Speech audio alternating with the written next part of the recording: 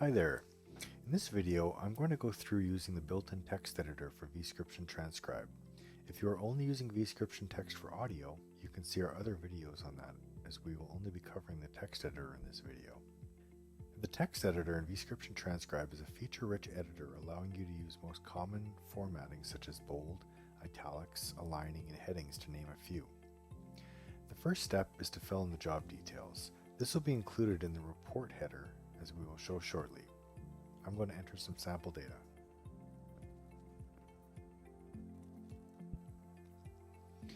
Once that's all entered, I'm ready to type. I already have an audio file loaded, and I would use my foot control to stop and start playback.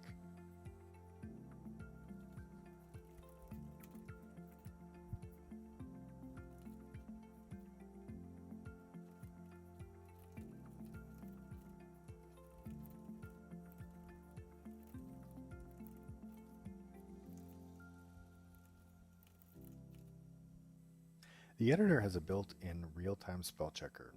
You'll notice that I misspelled a word. If I right-click on the word, I'll get some suggestions, and then click on the one that I want. I can also choose to ignore the word if it's spelled correctly. If I want to select a single word to change or delete, I simply double-click that word. If I want to select the entire paragraph, I can triple-click.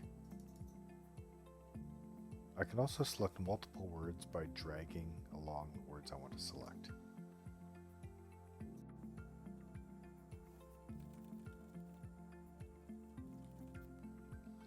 If you can't understand a word or a phrase in the dictation, you can press the F2 key on the keyboard to insert an inaudible marker in the dictation.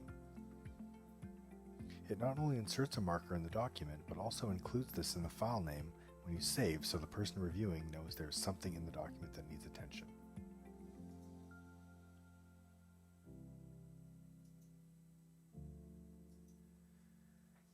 We also have a word expander built into vScription Transcribe.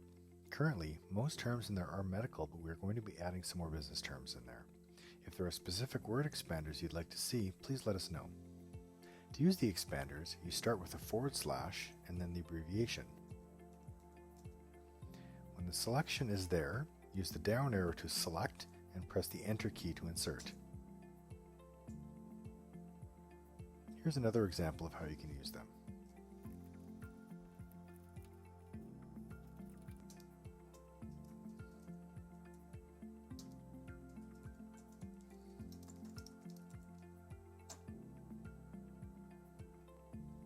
Once you are finished typing, click on the Save and Complete button. You'll be prompted to clear the form and then to close the audio file. This will take all of the job data and text and create a text file in your default media location.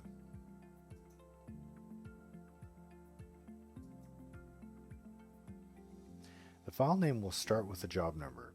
You can double-click the file to open. You can make changes as necessary, but it is ready to send back to your author.